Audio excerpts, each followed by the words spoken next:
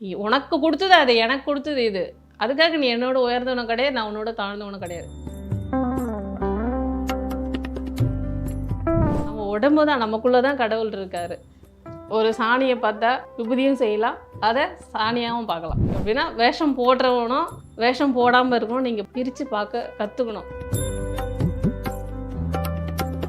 எல்லாரையும் நம்ம பார்க்குற பார்வையில் தான் இருக்குது. பிரச்சனை தீர்ந்துடும் எனக்கு அப்படின்னு போகிறவங்க உண்மையாக வழிபாடு பண்ணுறவங்களே கிடையாது.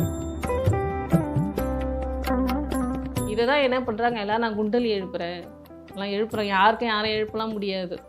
நம்ம ஒரு வருஷத்துக்கு 500 டன் உணவு சாப்பிட்றோம். சாப்பிட சொல்ல யாராச்சும் ஒருத்தர் நம்ம வயிற்று நோக்கி பார்த்துருக்குமா? அது எவ்வளோ பெரிய சக்தி. அதை தான் நம்ம எல்லாருமே வந்து நெருப்பு, அண்ணாமலையார் அப்படி இருந்து நிறைய விஷயங்கள் நம்ம சொல்கிறோம்.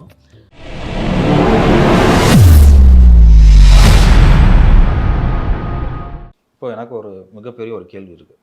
சித்தர் அப்படின்னு சொல்கிறோம்ல, சித்தர்னா யார்? இப்போ நம்ம உதாரணத்துக்கு இப்போ சொல்கிறோம்னா, இப்போ பட்டினத்தார் எடுத்துக்கலாம். அவர் வந்து பார்த்திங்கன்னா ஒரு வாரத்துக்கு 7 கோடி ரூபாய்க்கு மேலே சம்பாரிச்சிட்டு இருந்தவர். அது எல்லாத்தையும் உதறிட்டு எதுவுமே வேண்டான்னு சொல்லிட்டு உரமாக போய் உட்காந்துட்டு தியான நிலையில் ஒரு சித்த நிலையை அடைஞ்சிருக்காரு. இப்போ எல்லா செலவு இப்போ அவர் மாதிரியான ஒரு இடத்துல இருக்கும் அப்படின்னு வச்சுங்களேன், எவ்வளோ சந்தோஷமாக வாழலாம். ஒரு வாரத்துக்கு 7 கோடி ரூபா சம்பாரித்த ஒரு நபர் அப்படின்னா எவ்வளோ சந்தோஷமாக வாழலாம். பணம் இருக்குது, எல்லாத்தையும் வாங்கலாம், அவ்வளோ சந்தோஷம் கிடைக்கும். இப்போ ஒரு தேட்டருக்கு போகிறோன்னு வச்சுக்கோங்களேன், ஒரு 2.5 மணி நேரம் பயங்கர சந்தோஷமாக இருக்கலாம், நினச்சதை சாப்பிட்லாம், அவ்வளோ ஹாப்பியாக இருக்கலாம். அதெல்லாம் உதறிட்டு இப்படி போய் இந்த நிலையில் இருக்கும்போது அங்கே என்ன சந்தோஷம் கிடைக்க போகுது? அந்த சந்தோஷம் அது எப்படின்னு பார்த்தீங்கன்னா, அவங்களுக்கு பணம் என்ன கொடுத்தது? அதான் சொல்கிறேன், பணம் இருந்துச்சுன்னா எல்லாமே வாங்கலாம்ல.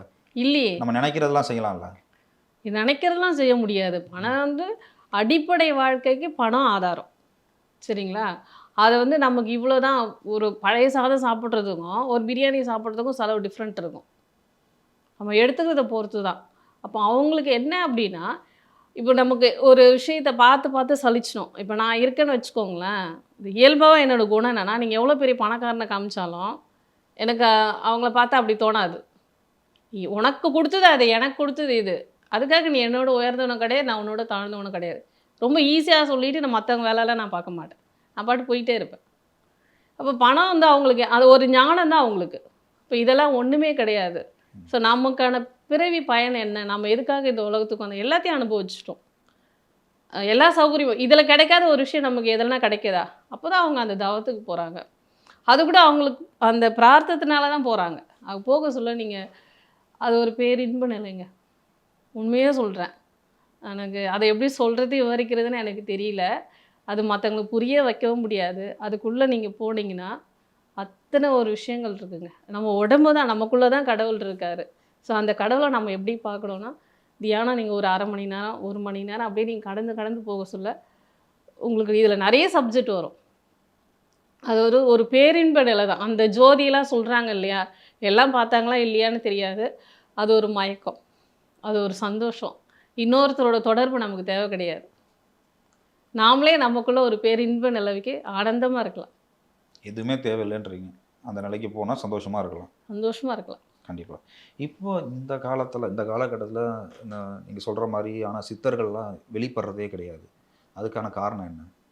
இல்லை இன்னொரு விஷயமும் கேட்குறேன். இப்போ அந்த ஈசல் புத்து மாதிரி உள்ளேருந்து நான் சித்தருங்கிற மாதிரிலாம் நிறையா வர்றாங்க, நிறைய ஆசிரமங்கள்லாம் வருது. அது வேறு. ரியலாக உண்மையாக சித்தர்களாக பார்க்கப்படுறவங்கலாம் இந்த காலகட்டத்தில் வெளிப்படுறது இல்லையே, ஏன்னு கேட்குறேன். இருக்காங்க, நம்ம அவங்கள கண்டுக்கிறது கிடையாது. இருக்காங்கன்றீங்களா? இருக்காங்க, கண்டுக்கிறதே கிடையாது. நம்மளுடைய பார்வை இருக்குல்ல, அந்த பார்வை எதை நோக்கி பார்க்குது? இப்போ ஒரு மண்ணை பார்த்தா, ஒரு சாணியை பார்த்தா விபூதியும் செய்யலாம், அதை சாணியாகவும் பார்க்கலாம். நம்ம 2 குணம் இருக்கும்ல, பிள்ளையாராகவும் பிடிக்கலாம். நம்ம என்ன பார்வை பார்க்குறோன்றது தான். அப்போ நம்ம பார்வையில் ஒருத்தர் வந்து ஒரு நல்லா ஒரு 2 மாத்திரம் சொல்லிட்டு சும்மா அவருக்கு அவ்வளோதான் தெரியும். ஆனால் நமக்கான தேவைகள் இருக்குது. இந்த ஜனங்களுக்கு பிரச்சனை எத்து தின்னா பித்த தீரும். இப்போ யாரை பார்த்தாலும் இவங்க என்னென்ன பண்ணுறாங்கன்னா, இவர் ஒரு மகான் போட்டுக்கிற உடை எல்லாமே வந்து சாமியாருங்க, எல்லாருமே வந்து சாமியாரும் கிடையாது. சாமியார் வேஷத்தில் இருக்கவங்க எல்லாருமே வந்து இந்த நார்மலாக சாமியாராக இல்லாதவங்கலாம் வந்து அந்த தொடர்பு இல்லாதவங்களும் கிடையாது. எப்படின்னா வேஷம் போடுறவனும் வேஷம் போடாமல் இருக்கணும். நீங்கள் பிரித்து பார்க்க கற்றுக்கணும். அப்போ தான் உங்களுக்கு அது தெரியும் இது சரியான ஆளா சரியான ஆள் இல்லையா. அப்படி இல்லைன்னா உங்களோட அந்த இது இருக்குது பார்த்தீங்களா, அந்த நம்ம சுற்றி இருக்கிற ஒரு நல்ல பாசிட்டிவான வைப்ரேஷன் இருக்குல்ல, அது உங்களுக்கு நல்லதை நோக்கி கூட்டிகிட்டு போகும். அப்படி இல்லை நம்ம கண்ணில் பார்க்குற விஷயத்த மட்டும் நம்ம எடுத்தோம் அப்படின்னா அது வந்து நம்ம கண்ணில் தோற்றத்துக்கு என்ன தெரியுதோ அதை நோக்கி நம்மளை போகும். எல்லாரையும் நம்ம பார்க்குற பார்வையில் தான் இருக்குது. காரில் வந்து இறங்குறாரு, அவர் பெரிய நிலையில் இருக்கார், அவர் பெரிய மகான், அது அப்படியே கிடையாது. அவருக்கு என்ன விஷயமோ அவர் அதை பண்ணிகிட்டு இருக்காரு. அதுவும் இந்த பக்கம் ஒருத்தர் உட்காந்துட்டு இருப்பார், உதாரணத்துக்கு அழுக்கு துணியோட ஒன்றுமே இல்லை, சும்மா தட்டு கூட வச்சுட்டு உட்காந்துட்டு இருப்பார். நீங்கள் இதை பார்ப்பீங்களா? 99 பேர் எதை பார்ப்பாங்க நீங்கள் யோசிச்சு பாருங்கள். அவங்க கண்ணுக்கு இவர் தெரிய மாட்டார், இவர் மட்டும் தான் தெரிவார். அப்போ இந்த நோக்கி போகிறவங்க தான் இன்றைக்கி நிறைய பேர் இருக்காங்க. அதோடு இங்கே போனால் அவர்கிட்ட போனால் பிரச்சனை தீர்ந்துடும். நம்ம முதல்ல வந்து எங்கன்னா போனோமா பிரச்சனை தீர்ந்துடும், எனக்கு பிரச்சனை இருக்குது அப்படின்ட்டு ஒரு இடத்துக்கு போகக்கூடாது. நீங்கள் என்னோட நண்பராக இருக்கீங்கன்னா நான் ஒரு முறை உங்ககிட்ட வந்து எனக்கு பிரச்சனை இருக்குது, எனக்கு இந்த ஹெல்ப் பண்ணு அப்படின்னு சொல்லி உதவி கேட்டு வந்தால் நீங்கள் என்ன பண்ணுவீங்க? ஒரு நாளைக்கு பண்ணுவீங்க, 2 நாளைக்கு பண்ணுவீங்க, 3ஆவது நாள் நீங்கள் என்ன பண்ணீங்க? அவன் என்கிட்ட கடன் கேட்க வரான், கண்டிப்பாக நிச்சயமா நீங்கள் என்ன பண்ணீங்க? நீங்கள் காணாத போயிடுவீங்க. அப்போது நம்ம மரியாதைக்கு எடுத்துக்கிறோம்ல. இப்போ இங்கே இந்த கூட்டம்லாம் என்ன பண்ணுதுன்னா இங்கே போனால் எனக்கு பிரச்சனை தீர்ந்துடும். நீங்கள் அந்த இப்போது உதாரணம் இந்த ஒரு கோயிலுக்கு போங்க, இந்த சமாதிக்கு போங்க, பிரச்சனை தீர்ந்துடும் எனக்கு அப்படின்னு போகிறவங்க உண்மையாக வழிபாடு பண்ணுறவங்களே கிடையாது. எனக்கு எந்த எதிர்பார்ப்பும் கிடையாது அப்படின்ற நோக்கத்தோடு போகிறவங்க நல்லாவே வாழ்க்கையில் ஜெயிப்பாங்க, நல்லாவே வருவாங்க. எதிர்பார்ப்பு இல்லாமல் இப்போ உங்ககிட்ட நான் வரேன்னா உங்ககிட்ட எனக்கு எந்த எதிர்பார்ப்பும் கிடையாது, உங்களுக்கும் என்கிட்ட எந்த எதிர்பார்ப்பும் கிடையாது. இந்த கனெக்ஷன் என்ன ஆகுனா நல்லா பயணம் பண்ணும். அதை விட்டு எதிர்பார்ப்போடு நீங்கள் கடவுள்கிட்ட கூட நீங்கள் வந்து கேட்கக்கூடாது. எனக்கு வழிகாட்டுன்னு சொல்லலாம். ஐயா நான் வந்து இன்னைக்கு இந்த வேலை தேடிட்டு இருக்கேன், எனக்கு வேலை கிடைக்கல, எனக்கு வழி காட்டி விடுங்க, எந்த பக்கம் போனால் எனக்கு வேலை கிடைக்கும், நான் போகிறேன்.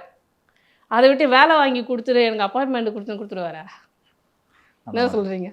அப்படி கேட்கக்கூடாது. சரி உதாரணத்துக்கு ஒரு காலேஜில் சீட்டு கிடைக்கணும், அப்போ நம்ம என்ன செய்யலாம்? ஓகே எனக்கு வந்து காலேஜில் சீட்டு கிடைக்கணும், இந்த காலேஜில் இப்படி கிடைக்கணும், பிடிவாதம் பிடிக்கக்கூடாது, நான் படிக்கணும். அது வந்து ஏன்னா அந்த மாதிரி தான் நம்ம யோசிக்கணும். நான் படிக்கணும், எனக்கு நீ என்ன காலேஜ் கொடுக்கணும்னு நினைக்கிறேன் அதை கொடு, நான் படிக்கிறேன். இப்போ நீங்கள் ஜெயிச்சிடுவீங்க. அதை விட்டுட்டு என் மைண்டில் நான் இதை செட் பண்ணிக்கிட்டேன், எனக்கு இதுதான் வேணும், அதுக்காக நான் என்ன வேணாலும் பண்ணணும். அப்போ யார் துன்பத்துக்கால வரா? நீங்கள் சொல்கிற மாதிரி எல்லாம் வேணும் அப்படிங்கிற மாதிரியான எந்த இடத்துக்கு போனாலும் நம்மளுடைய பேராசை மட்டும் தான். ஆசையை கண்ட்ரோல் பண்ணோன்னா ஆனந்தமாக சூப்பராக ஆனந்தமாக இருக்கலாம். ஆக்சுவலாக பொதுவாக வந்து ஒரு இந்த இதில் தியானத்தில் இருக்கிறவங்க, ஞான மார்க்கத்தில் இருக்கவங்கள்ட்ட வந்து அதிகமான ஒரு பேச போகிற ஒரு வார்த்தை அப்படின்னா குண்டலினி அப்படின்னு ஒரு விஷயம், குண்டலினி சக்தி அப்படின்னு சொல்லுவாங்க. சரி, அதை பற்றி சொல்லுங்கக்கா. இது வந்து பார்த்தீங்கன்னு வச்சுக்கோங்களேன், நம்மளுடைய உடம்போட சக்திகள் தான்.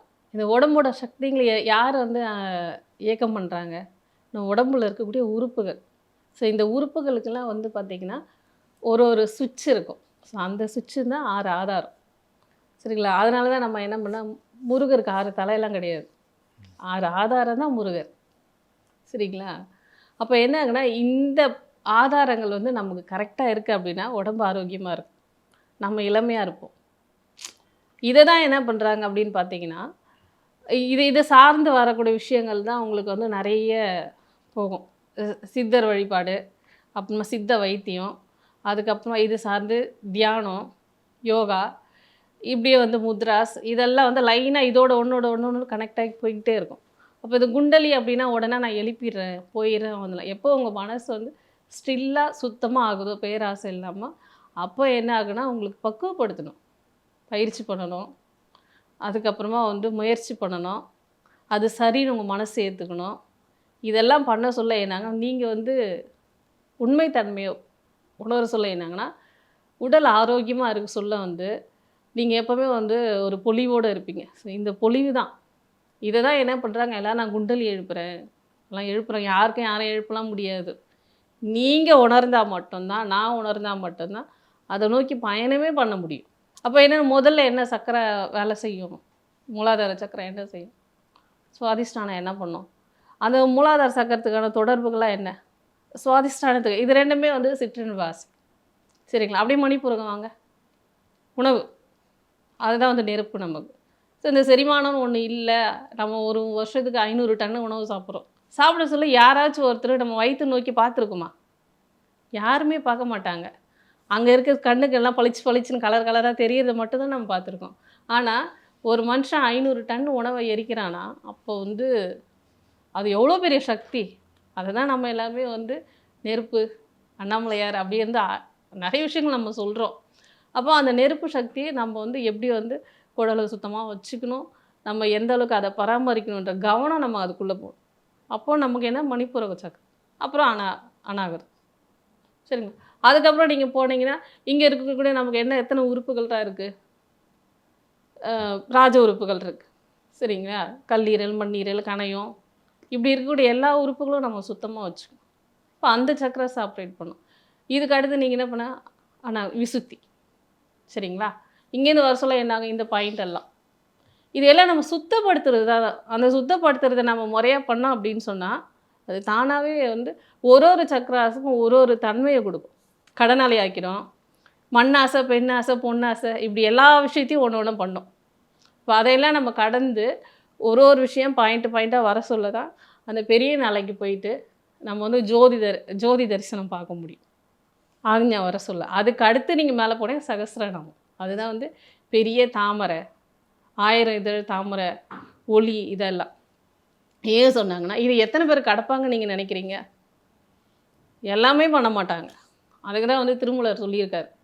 8 படிநிலையில. என்னென்ன படிநிலைகள் பாருங்க? ஏமம். எதெல்லாம் செய்யக்கூடாது? இருக்கா? ஆனா எல்லாத்தையும் செய்வாங்க. எதெல்லாம் செய்யணும்? திருடக்கூடாது, கொள்ளை அடிக்கக்கூடாது, பொய் பேசக்கூடாது, ஒருத்தருக்கு துன்பத்தை குடுக்கக்கூடாது. இதெல்லாம் யாரெல்லாம் பண்ணாம இருக்கிறாங்க? நீங்களே சொல்லுங்க. ஆல்மோஸ்ட் எல்லாம் பண்ணிட்டு தான் இருக்காங்க. கடமை. நித்திய கடமை. அத குழந்தைங்கள படிக்க வைக்கணும். நமக்கு அம்மா, அப்பாவுக்கு மருத்துவ செலவு பண்ணணும். இப்படி நம்ம கடமைன்னு இருக்கும்ல. இந்த கடமைலாம் கரெக்ட்டா கல்யாணம் பண்ணணும். இப்படி நெறைய வரும். இதெல்லாம் கரெக்ட்டா பண்ணணும். இது 2 இருந்தா போதுமா ஒரு மனுஷனுக்கு? கிடையாதுல்ல. அடுத்தது அவனுக்கு வந்து அவன் இது 2த்தையும் கடந்து வந்தா தான் வந்து ஆரோக்கியமா இருக்கணும். அப்போதான் அவங்க என்ன பண்றாங்க? ஆசனம். அவன் ஆசனம் பண்ணணும் இல்லையா? அப்பதான் வந்து நம்ம வந்து இந்த உடற்பயிற்சி பண்றோம். இந்த உடற்பயிற்சி பண்ண சொல்ல தான் அடுத்த கட்டத்துக்கு நீங்க என்ன பண்ணுவீங்கன்னா, ஆசனம் பண்ணா போதுமா? மூச்சு பயிற்சி, பிராணாயாமம். ஏன்னா இந்த காத்து தான் நம்மள வந்து எல்லா விஷயம் ஓடணும், நடக்கணும், போணும், வரணும் எல்லாத்துக்கும் நமக்கு காத்து வேணும்ல. அந்த காத்த நம்ம முறையா படணும். சரி இத காத்து அத தாண்டி நீங்க போனீங்கன்னா, 4 சொல்லியிருக்கணுங்களா? 5 பிரத்யாகாரம். இது என்ன ஆகுன்னா, நாம மத்தவங்களுக்கு செய்யக்கூடிய உபகாரம் ப்ளஸ் நாம சாப்பிடக்கூடிய உணவு. நீங்க செய்யக்கூடிய அந்த உணவு, ஆகாரம் உங்களுக்கு எப்படி நீங்க எடுத்துக்கிறீங்க? உடம்புக்கு தேவையானத எடுத்துக்கிறீங்களா? இல்ல அதுக்கு தேவையில்லாதத எடுத்துக்கிறீங்களா? இல்ல உங்க ஆசைக்கு எடுத்துக்கிறீங்களா? உணவு. அது இன்னொன்னு நீங்க மத்தவங்களுக்கு செய்யக்கூடிய உபகாரம். இது 2மே சேர்ந்து தான் பிரத்யாகாரம். அதுக்கடுத்து நீங்க என்ன போவீங்க? 6வது தாரணை. சரிங்களா? அடுத்து நீங்க வணங்குறது, தியானம் பண்ணுறதுக்கு போவீங்க. அதுக்கு அடுத்து நீங்க போவீங்க. தியான நிலைக்கு போவீங்க. நல்ல நிலை. இப்படியே அப்படி 8வது போக சொல்லனா சமாதி நிலைக்கு போவீங்க. இத்தனை விஷயம் ஒரு மனுஷன் ஈஸியா கடக்க முடியுமா சொல்லுங்க? இதெல்லாம் கடந்தா தான் என்னை பொறுத்த வரைக்கும் குண்டலி. இதை கடக்காத நம்ம சொல்ற எல்லா விஷயத்தையுமே வந்து அவங்களுக்கு கிடைச்ச அனுபவத்தை சொல்றாங்க. நாம வந்து தப்புன்னுலாம் சொல்ல வரல. இப்போ நான் அந்த நிலையில இருக்கேன்னா, என்னால் தியானம் பண்ண முடியும். நான் என்ன உணர்ந்தோ அதை எடுத்து சொல்ல முடியும். அந்த நிலை அப்படின்றது வந்து பிரபஞ்சம் நமக்கு கொடுக்கணும். பூர்வ ஜென்ம தொடர்பு இருக்கணும். அப்போ நம்ம அதை நோக்கி இயற்கையாக அமையும். அவ்வளோதான். சித்தர் வழிபாடு சம்பந்தமாகவும் சித்தர்கள் சார்ந்த நிறைய விஷயங்களும் பகிர்ந்துக்கிட்டீங்க. ஞான மார்க்கம் எப்படி தியானம் பண்ணணும், எப்படி மனசை ஒருநிலைப்படுத்திக்கணும், அடுத்த கட்டத்துக்கு போகிறது, அந்த மாதிரி நிறைய விஷயங்களை பகிர்ந்துக்கிட்டீங்க. இந்த நேரத்துக்கும் இந்த நேர்காணலுக்கும் ரொம்ப நன்றி. ரொம்ப சந்தோஷம். எனக்கும் இப்படி ஒரு வாய்ப்பு கொடுத்துருக்கீங்க. எனக்கு எடுத்து சொல்கிறதுக்கு ஒரே ஒரு விஷயம் மட்டும் இருக்குது. என்னென்னு பார்த்தீங்கன்னா, எங்கேயாச்சும் கோயிலில் யாராச்சும் தியானம் பண்ணிக்கிட்டு இருக்காங்க, அவங்க கண்ணை மூடி தூங்க கூட செய்யட்டும். மற்றவங்க யாரும் போய் தொந்தரவு பண்ணாதீங்க. அவங்க என்ன நிலையில் இருக்காங்கன்னே நம்ம தெரியாமல் அவங்கள அசைக்கிறது, அவங்கள எழுப்புறது, அவங்கள துரத்துறது அதெல்லாம் பண்ணாதீங்க. ஏன்னா அது அந்த இடத்துல அந்த உண்மையான தியானம் பண்ணுறவங்களுக்கு அது மிகப்பெரிய தொந்தரவு. அதனால தான் நிறைய பேர் வந்து அந்த இடத்துக்குலாம் போக மாட்டாங்க, தவிர்த்து தனியாக போயிடுறாங்க. அது இதன் மூலிமா இந்த ஒரு தகவல் சொல்லணுன்ட்டு எனக்கு ரொம்ப சந்தோஷம். நன்றி. நன்றி. ஆ